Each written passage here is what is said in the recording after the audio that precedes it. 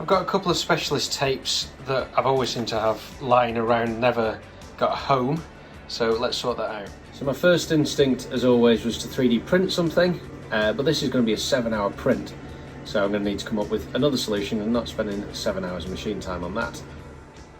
I've got a spare foam core box that I made a while ago, and this is just about perfect for holding the tape, and I've cut some extra foam core bits in the bottom, so it actually dispenses and the reel stays in place, and also it holds them in a nice neat fashion so I can keep it with my other bonding materials. And I've even cut a slot in the front of it so that there's space for the full rolls, which are 140mm in diameter when they're full.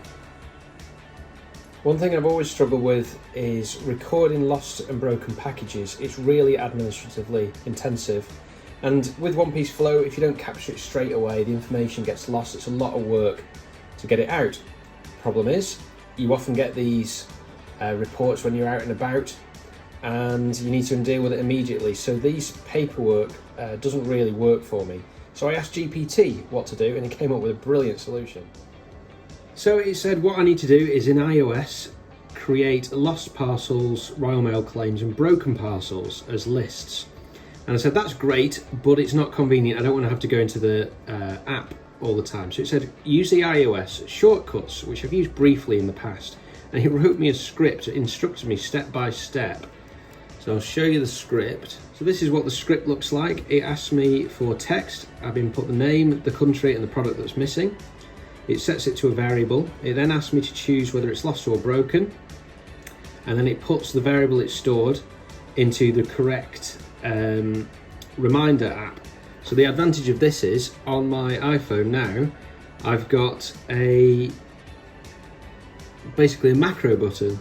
So I click that, and then it says customer name, so I'll just put test in here. And then it says, is it lost or broken? I'll say it's broken.